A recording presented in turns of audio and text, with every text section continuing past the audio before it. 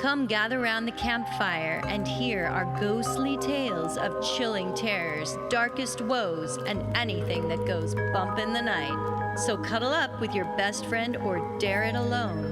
The darkness is closing in and spirits are calling your name. This is Fireside Phantoms.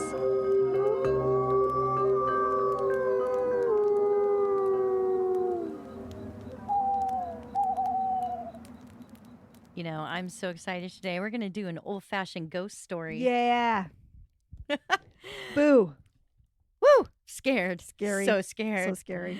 I'm excited today to go first and talk about my experience working and living in a couple little towns in Colorado that are infested with ghosts. Oh, I love it. I love it. I'm so excited to hear about your scary stories. Thank you, Holly. So the first town, Cripple Creek, was formerly a mining town known for its rich gold and turquoise mines discovered in those surrounding hills. I love turquoise.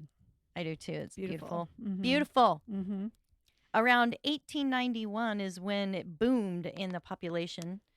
And it was said, this is a rumor, that Cripple Creek was a contender for being the capital of Colorado.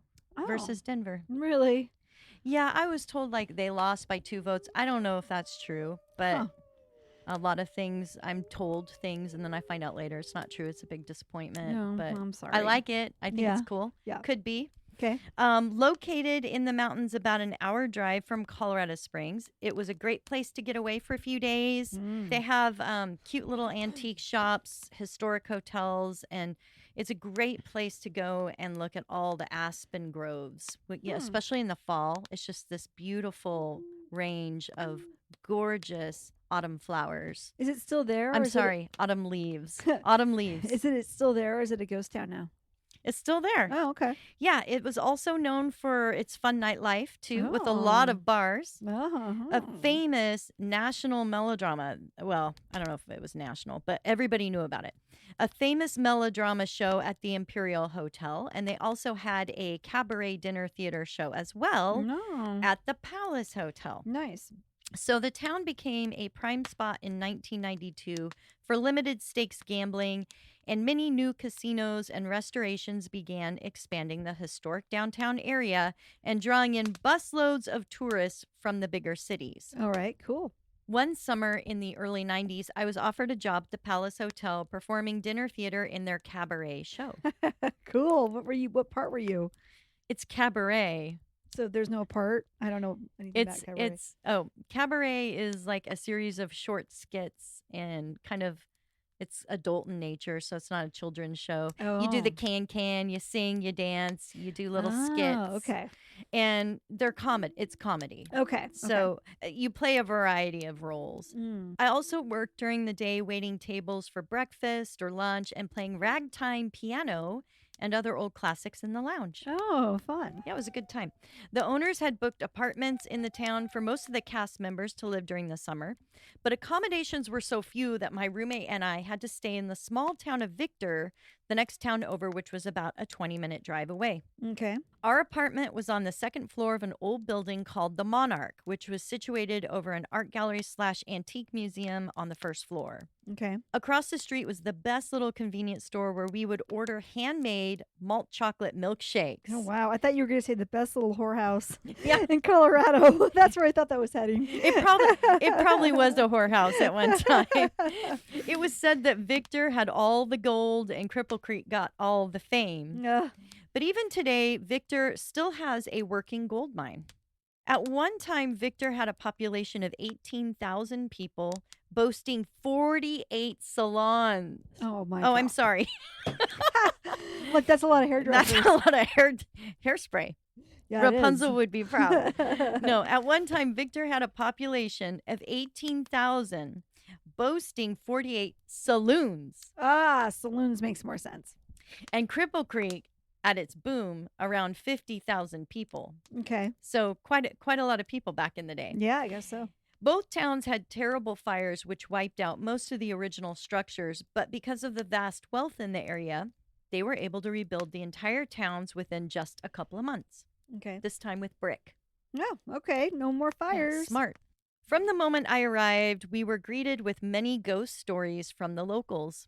At the time, the two towns were mere shadows of its former self, with less than 1,500 people combined. Well, that's not very many. Mm-mm. After the fires, the Monarch building was rebuilt and was known as the finest gentlemen's club this side of the Mississippi. From the first night we slept there, my roommate and I questioned the history of the place.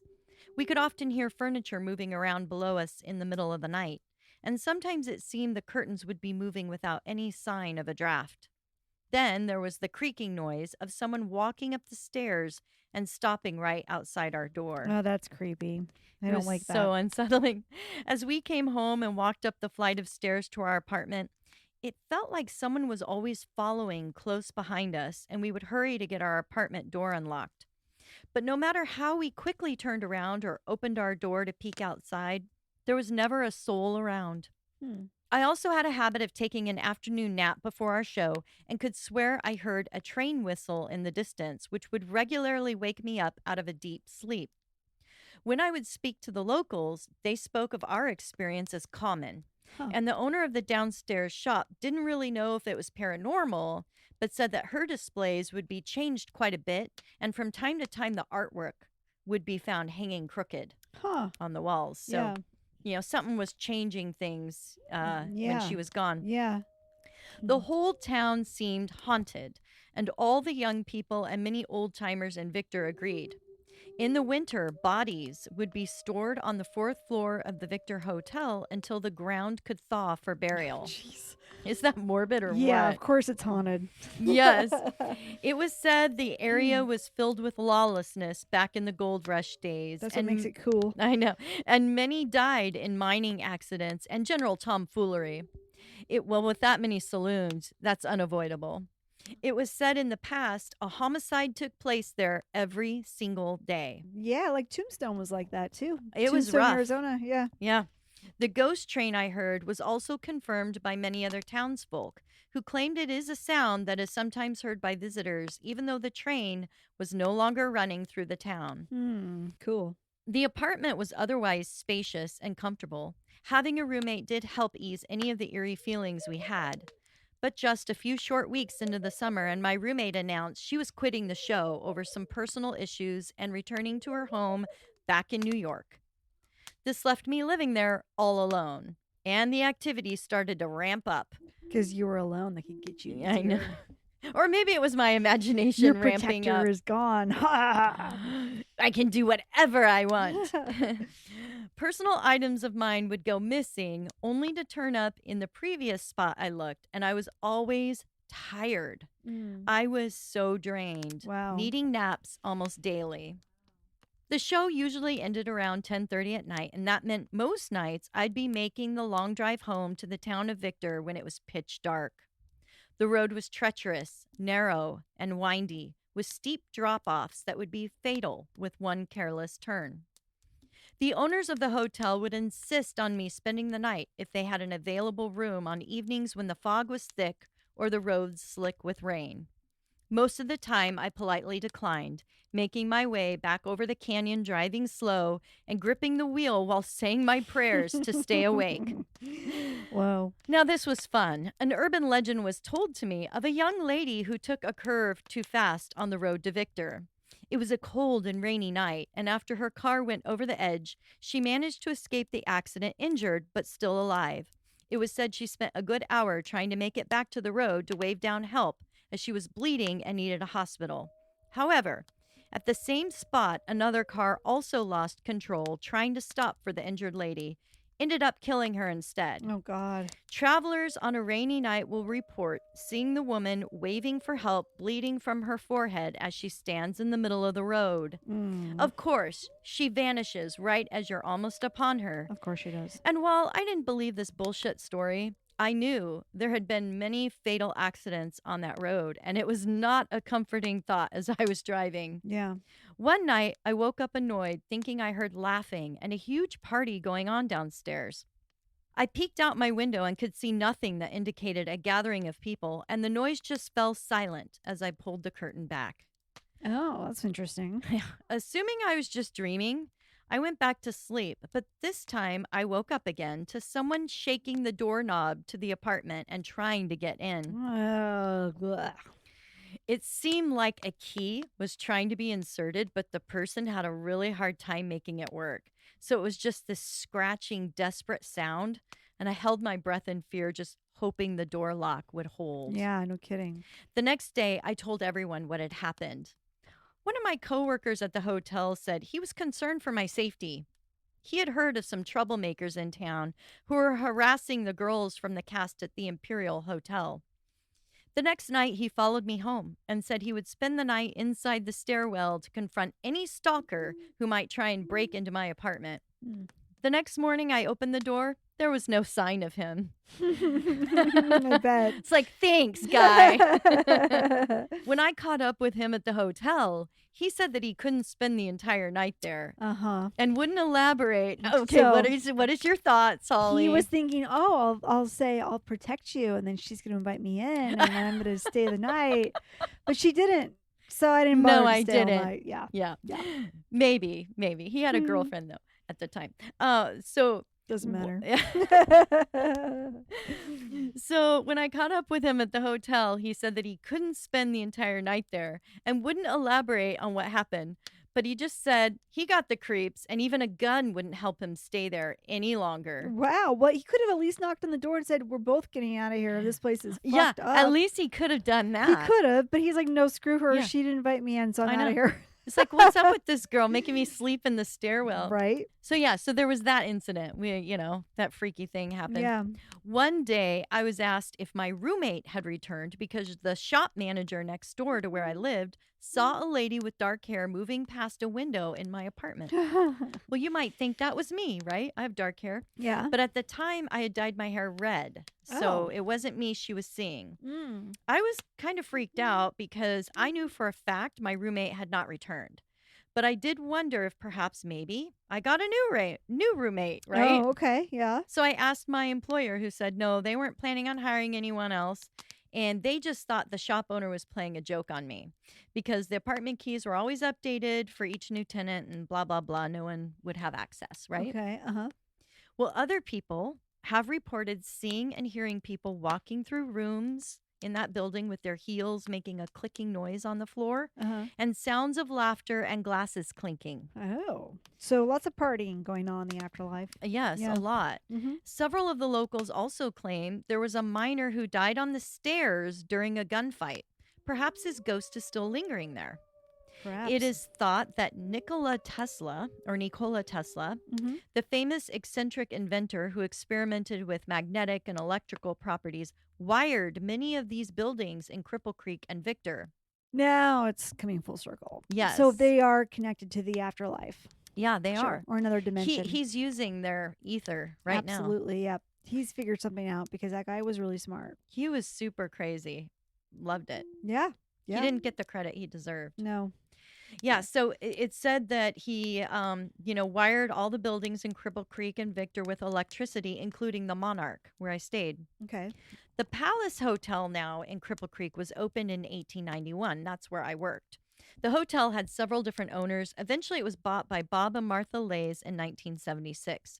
The owner's sons, Bob and Rick, were also part of the show and ran many of the operations of the hotel. The hotel was featured on the History Channel because of all the paranormal activity. Sweet. We were told to expect ghostly encounters with their famous resident, ghost Catherine Chambers, affectionately nicknamed Kitty. Meow. Yes, it was assumed that the ghost was the wife of Dr. Chambers, who owned the hotel in 1901. It was believed that Miss Chambers became ill and eventually died in the hotel. People have seen her standing in the window of her former bedroom, room number 3, and they've also seen her walking down the upstairs hall wearing a white gown with her long brown hair tossed over one shoulder. Why are they always wearing a white gown? I think that just was the attire back then. They always wore white? Yeah, their nightgowns were white. Oh, okay. The ghost also had a tendency to hide all the keys for room number 9. Not sure the significance of that room, but we were always trying to find room number 9's keys. They were always gone. The bartender Monty also had some great stories, saying he would find candles relit on the tables when he would snuff them out in the evenings. Oh, yeah. That's cool. Yes, some guests would also find when they returned to their room at night, the covers already turned down for them. Right. Oh, So the ghost was doing hospitality service. maybe it was a housekeeping ghost. Like there was a housekeeper that died there and it's still working. Didn't realize Maybe. it passed away. Yeah, maybe. It's lighting up candles. It's turning down Sounds like beds. it, doesn't it? Yeah, it does. One story Bob told when he was interviewed for the History Channel was that he was shampooing the carpets one day, heard a loud crash from the lobby or theater area of the hotel, and when he turned off the machine to investigate, he saw this lady ghost wearing a white nightgown with ruffles on the sleeves and neck, walking through the lobby area with her long brown hair, making her way to the stairs, and then just vanishing right before his eyes. However, there's been no proof this ghost is the former owner's wife because later ghost researchers say they found that Catherine Chambers died in California in 1975. Oh. Not in the hotel like everyone thought. The plot thickens. But we know ghosts can haunt the places they are most connected to. It doesn't necessarily have to be where they died. Right. And that, that's Yeah. why we see so many hitchhiking ghosts wearing white nightgowns. And They're trying to that's- hitch a ride. They also say that's why a lot of cemeteries aren't necessarily haunted because the dead don't care where their bodies are. They want to be where they were the happiest or the most tormented or whatever Yeah, it is. where that's they're where connected they're going to to. be. Yeah. Where they have a Yeah. sense of purpose. They're right? not that connected to their dead, decaying body as much as the house they grew up in or whatever it is. That's so true. Yeah. I never had any sightings of any ghosts at the Palace Hotel, but there were a couple of strange incidents when I worked there. The first was one time we were coming in to do our side work before the show, and when I arrived, everyone was really distraught, glaring at each other and me. Oh, yeah.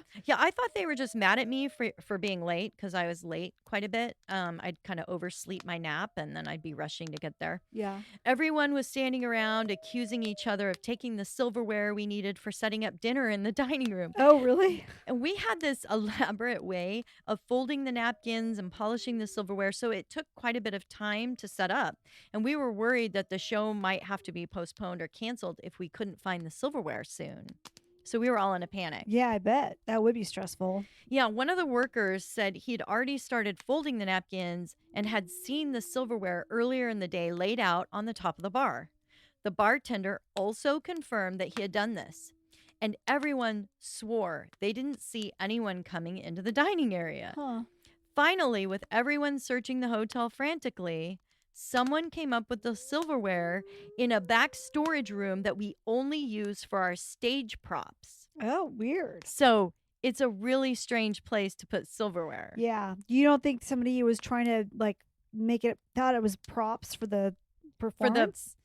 I don't know. That much silverware? Yeah. I mean, maybe. I don't think How so. did they find it back there? Who found it? Everyone was searching everything. Hmm. I can't remember who exactly found it, but everyone was searching that entire hotel for this. We had everyone on it. Wow. And we were just shocked how it ended up there, but we were also really relieved.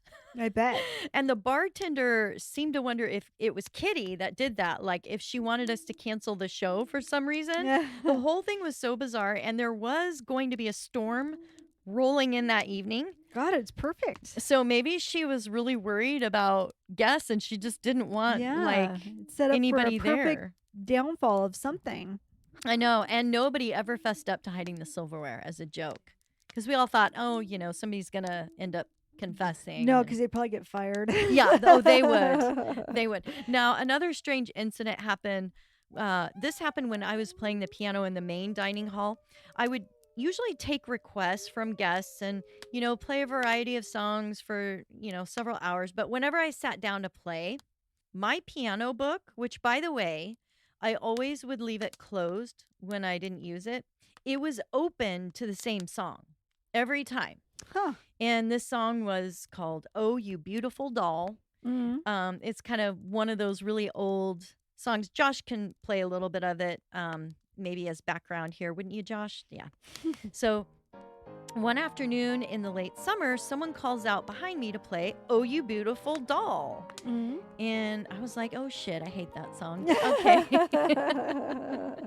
Without even turning around, I started to play it. And when I was done, I looked around to see if I could tell who requested it. But Yeah. nobody was paying any attention to me. And I didn't get a tip in my jar either. So maybe it was a ghost that requested it. Maybe. Or maybe I just sucked. I don't know. But after I commented on this, happening all the time, my music being turned open to this page, Mhm. one of the hotel workers told me a story of a blind piano player who died falling down the stairs. Oh, wow. I thought that was really cool. So perhaps it's him and he was obsessed with the song. Maybe he wanted to hear you play it. Yeah, I'll never know. Yeah. It was said that even when the dining area was later turned into a gambling hall, candles would continue to light themselves. Many ghost hunters have come to investigate over the years, and some have captured some evidence that lends credibility to the hauntings. For many years, the Palace Hotel stood empty, in need of many repairs. And I'm not sure if the hotel is still operating as a casino, because some places didn't survive the competition of bigger venues that were later developed. I also read somewhere that part of the hotel was torn down to make room for a parking lot, which is a shame because it's a historic building. Yeah, that's too bad. Now, the Imperial Hotel up the street would often have parties in their Red Rooster Lounge, and we would hike up the street to have some fun with the cast members at their place because our shows would get done at about the same time. Yeah. Well, the subject of ghosts came up one night. Cool. And as we were sitting around drinking, one of the ladies who was in the melodrama said, "It's a problem. The Imperial Hotel has a lot of paranormal activity." Oh, really? Yes, she said that they had an entity there who regularly pinches them and invades their personal space while they're on stage. Could you imagine that? That would be kind of awkward. Like you get goosed while you're trying to do the melodrama. Tap dancing, all of a sudden you're like, what is that? Yeah. And the other ladies, were agreeing, and they said that they could Weird. also feel cold breath on the back of their Ew. necks. Oh. Sometimes there were moments when they were maneuvering around that their skirts felt like they were tugged or caught on something Oh, briefly. shoot. Yeah. Then they all started to talk about the Red Rooster and how it used to be the owner's office way back in the day when in 1929 it belonged to George and Ursula Long. It was said that George married his first cousin. Oh, gosh. And yes, and they had a little girl who was not quite normal. Well, that's probably right. That's what happens when you marry Yeah, your that's first right. cousin. It was told that she had terrible fits of anger also, so they locked her up in the office during the day and wouldn't let her out. One afternoon, she was able to get out, and it is thought she hit her dad over the head, killing him with a frying pan. Oh, wow. That's brutal. That's pretty intense. Very That's- strong of her. Yes, very strong-willed child. Bam. Yeah. The terrible twos, or I don't know how old she was. But late at night, when the bar is closed, they said they could hear strange shuffling noises and like a noise coming from inside, like a little kid or something. Creepy. Yeah, super creepy. I was just really glad I was at the hotel with Kitty, the klepto and pyromaniac, and not the, pinching, heavy breathing ghosts and angry, the angry child the with crazy the frying murder pan. kid ghost. Yes. Now, if I ever go back to visit, I'm definitely going to have to stay at the newly renovated Monarch building, which was purchased by Adam Zimmerly and turned into a Gothic hotel Yeah. featuring rooms of famous serial killers. Yes.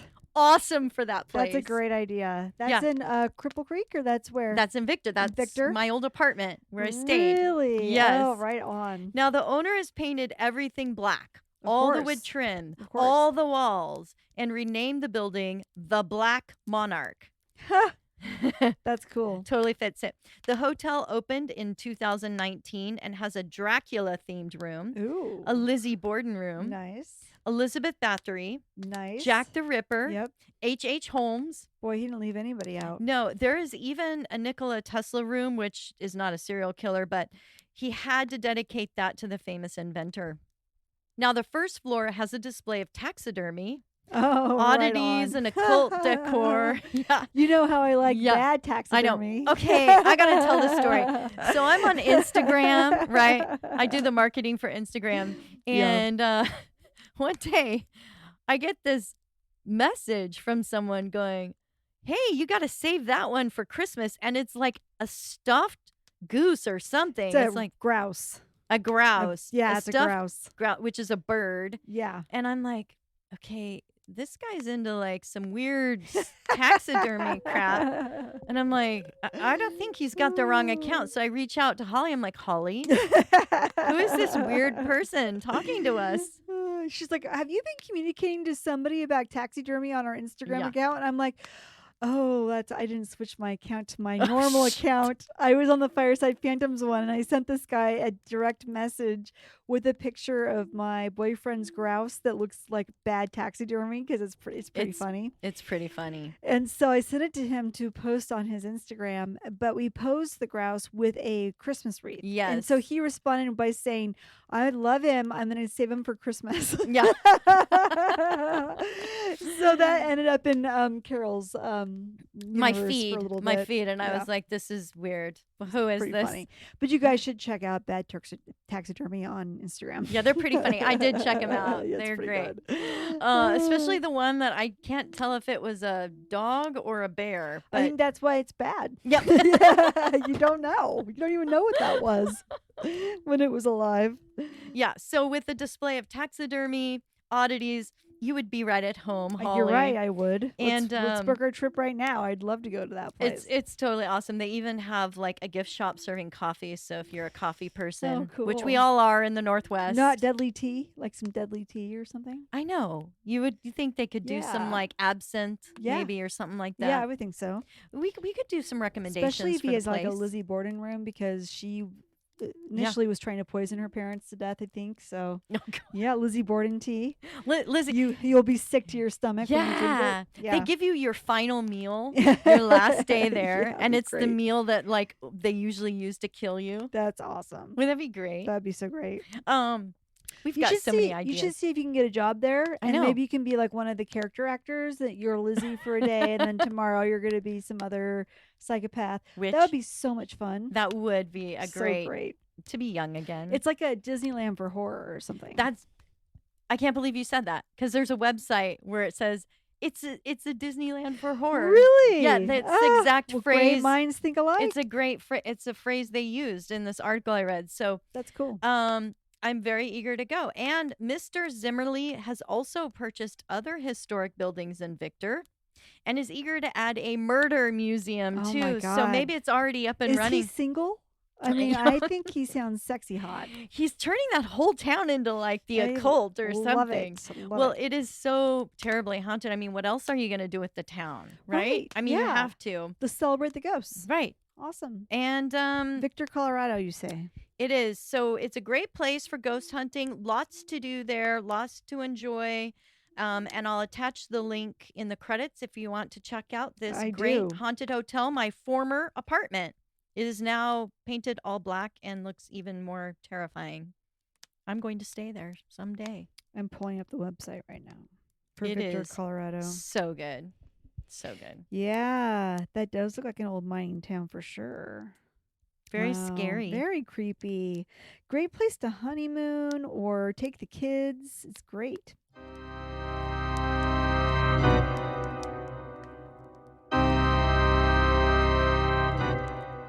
Well, my story is not someplace I've been before, but I do have a personal tie-in to it, which I'll let you know. But I am doing the Fainting Goat Island Inn of Nichols, New York.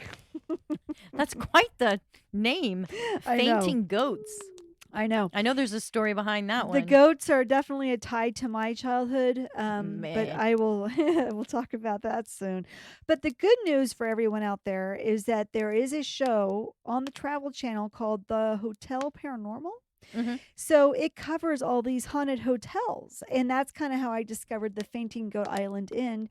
And I was like, "Well, my God, this is great! I'm gonna have to do this." And Dan Aykroyd is the host. Oh, that's Which even is better. wonderful because he was, of course, in Ghostbusters and wrote Mhm. Ghostbusters, and he's a big proponent for paranormal. Like he's Yeah, he totally a is. believer.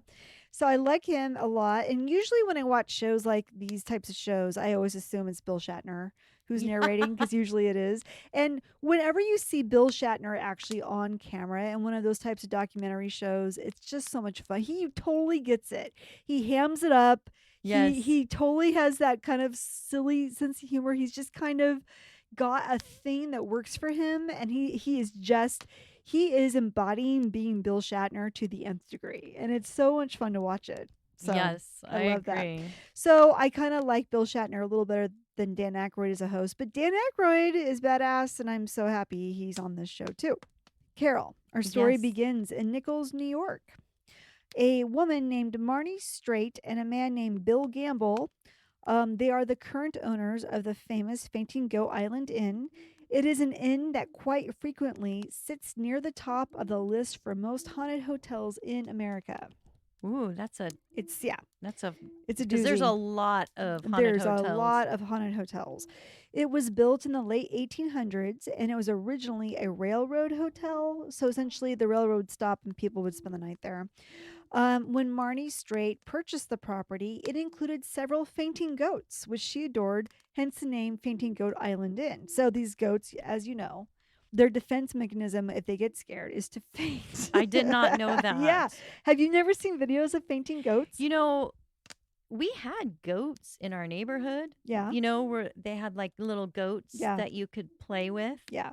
I never saw any of them faint. This is a particular breed of goat that does this. Okay. So it's not all goats, but it's these goats faint if if they get too suddenly spooked or something, then they just sort of freeze and then they fall play over. dead. They fall over. That's smart. And in fact, it's really cute in the photos of this house. Like she's got it all decorated, and she's got pillows of goats laying on their back with their feet sticking straight up. It's hilarious. They're like little throw pillows on the bed. So funny. Also living at the inn is a potbelly pig named Pork Chop, which I think is a great name for a pig. That's great. Because pork chops are delicious. Yeah. So I'm not going to lie. I probably picked this one because of the fainting goats. Because when I was a kid, no pun intended, I had pygmy goats and I was in 4-H. So I took them to the fair and I showed them, and they never fainted though, unless Carol, we won first place. And then we would look at each other and go, no way. And then we'd faint, falling over backwards in delight. Oh my God. And we'd both like, oh my God, bah! And then we would fall over. No, I'm lying. If we won, I would just give the goats some extra alfalfa as a treat. I don't mean to brag, but I won a couple of blue ribbons off of my kids. Wow, Holly, I did not know that you were a 4-H lady. Sure was. Amazing. Badass. I learned something about you every day. That's right. So back to our story. Okay, Even though the sell to stay at the property was to see the famous fainting goats and Pork Chop, the potbelly pig, the real draw for the public is to experience the ghosts that haunt the property.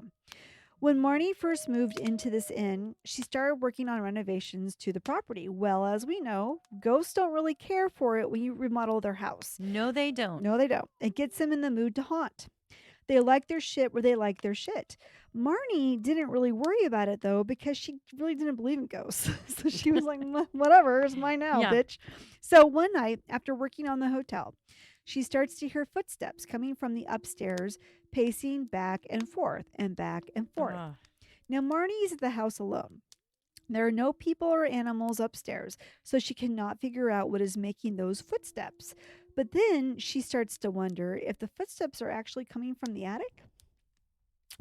Yeah. Oh. And as she is contemplating what to do, the footsteps stop. So she doesn't do anything. I would not have gone up to check the attic myself had I been alone in the house.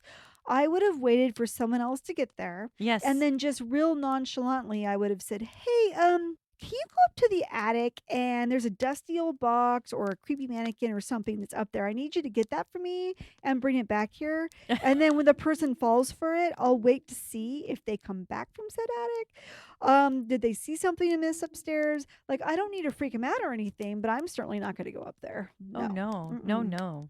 I'd always send somebody else in my stead. I'd be like, you know what, and if you hear any noises, just let me know. You know, that's a good terror tip. It is a Never good terror check tip. out noises on your own. No, send someone else always. Mm-hmm. because you just don't know. That's a really good terror tip. You're right.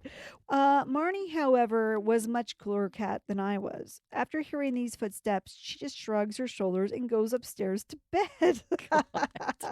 Now, there's no way in hell I'm going to spend the night there after hearing those creepy footsteps. But Marnie is super chill and she doesn't believe in ghosts. That's fine, whatever. But what if you had an actual live person living in your attic space? Because, that does happen nowadays. You just never know.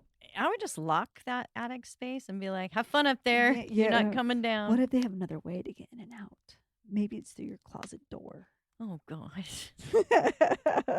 But whatever, it doesn't deter her. She goes to bed in the Alpine room, which is the largest bedroom in the house and seemingly the target for most of the hauntings. Marnie falls sound asleep, but a few hours later, she wakes up because the door to her bedroom slams shut. Okay, well, it's just the wind, you might say. Yeah. But it's not, because the door doesn't just slam once. It slams over and over and over and over and over. Opens, closes, opens, slams, opens, slams, opens, slams. Yeah, over and over. So she's like, oh shit. That sounds poltergeistish. Yeah, right? Poltergeist. The ghost, activity. the poltergeist has finally got her attention. She starts to think, maybe I have a ghost? Yeah, you think, Marnie? You think? So the door slamming freaked Marnie out so badly that she asked a friend to come stay with her for a few days and help her work on the inn. Said friend agreed, most likely not clued into the entire story, and came to stay with Marnie. So Marnie's friend, we'll call him, quote unquote, the sucker, and Marnie were both staying at the inn when one night, as Marnie was drifting off to sleep, she felt heavy pressure on her back and a voice say, "Get out!" Oh my God, it's Amityville all over again. Get out! Marnie freaks out and runs to her friend. When the friend checks the room, there is nothing there. But Marnie was like, oh, hell yes, there is. Marnie is totally freaked out, but doesn't know what to do. You see, Marnie was kind of stuck. She put everything she had into buying and renovating the Fainting Goat Island Inn, so she could not just walk away. She had planned to open it like a business, and that's what she was going to do. So when Marnie bought the house, it had old turn-of-the-century furniture in it already, which Marnie loved, so she decorated the place like an old Victorian turn-of-the-century type inn. Ooh, beautiful. However, Marnie also has a very dark decorating addiction to dolls. No. Yes. Marnie loves creepy old Victorian-looking dolls, and for some reason thought it was a great idea to spread these dolls all over the house. It's like she is begging for demonic activity. Her dolls quite literally litter the place with evil. Not to mention, she has a life-sized mannequin of what looks to be Uncle Fester from the Addams Family that sits in the lobby of the house. And on top of that, Marnie has decorated the walls with paintings and photographs of old turn-of-the-century people and old Victorian wallpaper and colors. It's like she Googled Haunted Mansion decorating ideas and just copied what they did. So Marnie is... I like it. Yeah. So Marnie is totally setting the mood for a haunted hotel experience. Am I right? You're right. Yeah, she is. Yeah, you're basically catering to the ghosts. You really are. So it stands to reason that perhaps Marnie is making up her haunted stories to drum up business. She knows that haunted hotels are hot and can help bring in customers. So is it just a scam, like her stories? Well, perhaps not. As one of her customers... Oh, I thought you were going to ask me that question. So do you think it's just a scam, Carol? Perhaps not, Holly. You cheater. As one of her customers can attest, what happened to him in the Fainting Goat Island Inn was terrifying. A guy named Ron Evans, who was a retired corrections officer, came to stay at the Fainting Goat Island Inn for the night with his wife. Marnie escorted them to the Alpine room, of course. She does warn them about the paranormal activities that are associated with this room and the stories her guests have told her. Ron immediately notices there is a creepy dark-haired doll sitting in the room. As he and Marnie finish talking and she leaves the room, he glances back at the doll. The doll has her arm raised in the air, and he says to his wife, "Hey, did you notice that doll has her hand up?" His wife kind of shrugs it off. Ron is really good at details, and he was pretty damn sure that that doll was not posed that way when they entered the room. Ron, you're so right. Yeah, I know, You're right? so right. However, maybe this was just the doll's way of saying, welcome, dumb shit. Later that night, Ron and his wife go to sleep. His wife has a sleep apnea machine, and according to Ron, when his wife has that on, she sleeps very deeply. It's hard to wake her up. So as they drift off to sleep, Ron starts having a dream that somebody is banging his feet and ankles together very violently. Ew. When he wakes up, he realizes it's not a dream. Something was holding his feet and clanging them together. He could not stop his legs from moving. He had no control. He tried to yell, but to no avail. He just lays there and struggles until finally he is able to kick loose of the entity and jump out of the bed. So scary. Right? He immediately starts looking all over the room for a person or thing or explanation for what had just happened to him, but he found nothing, of course. Ron didn't tell Marnie about his experience the next day, but after they checked out, a new guest shows up at the inn. He tells Marnie that he is a medium, and before going upstairs to the Alpine room, which is the room he had reserved, he tells her that the doll with the dark hair has got to go. Marnie was shocked. How did he know there was a doll in the Alpine room with dark hair? He was right, of course, but he probably saw all of the creepy dolls in her inn and was thinking, all of these fucking dolls need to go. My God, this woman. Upon entering the room, he uses his spidey senses to pick up on the entities inhabiting the room. He tells Marnie that the room is being haunted by servants that used to live there and a little boy that lives under the bed. He said that the boy needs toys to play with and likes to play with her doll. So Marnie goes ahead and collects all the toys from around the house and puts them in that room so the ghost boy would have something to play with. Since then, the ghost boy has stopped disturbing her guests. So that's nice. But that's a lot of toys in the room. I don't know. Some of this may be made up for TV. I don't know. Now, That's interesting. Yeah. Now, people who come to visit the Fainting Goat Island Inn will typically take the creepy dolls out of their bedrooms and put them in the hallway. Yeah, that's what I would do. Which Marnie gets a laugh at. Well, Marnie laughs on you. It's freaking creepy. Many people who have visited the property have said that they have heard children laughing, seen ghostly women enjoying tea, chairs moving on their own, seen someone watching them in mirrors, have sheets pulled off at them at night, all the hallmarks of a good haunted hotel. Marnie said that the Alpine room was uniquely creepy, as when they were renovating it, a knife fell out of the ceiling and they found clothing in the floorboards of the room, which is weird. I don't know what went down in that freaking hotel. And then Marnie said she found video footage, so they have cameras up all over the place, and she had some video footage of her walking around the hotel at night, and there was like this glowing entity that was right around her. It was kind of weird. She could not explain. On TripAdvisor, there's a couple people who wrote about their experiences at the inn.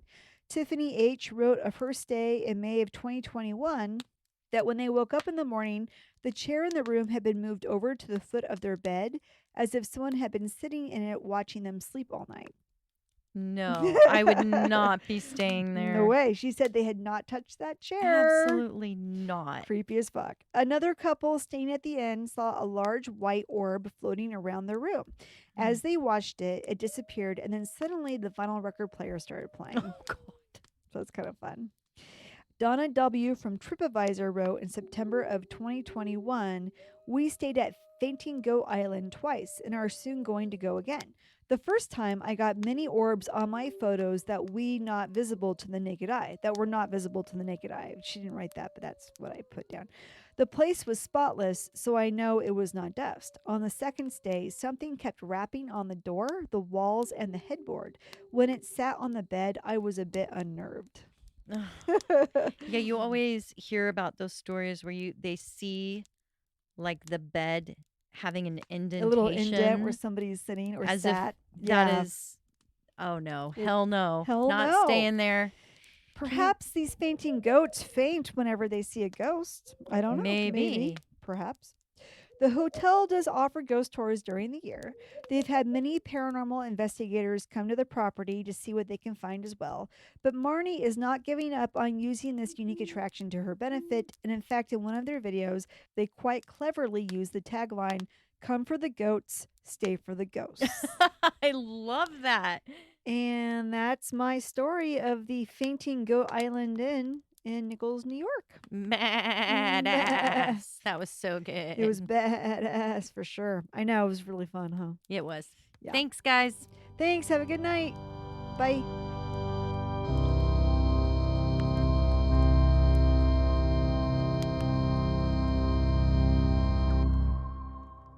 When I caught up with You're going to have to do all the voices from now on.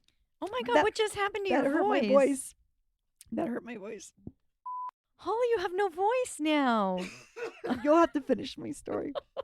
Finish me story. Ah, that really did. I did something. Maybe all those chips we ate came up. As the flames die down, do remain undaunted. Though all hitchhikers are ghosts, And all dolls are definitely haunted.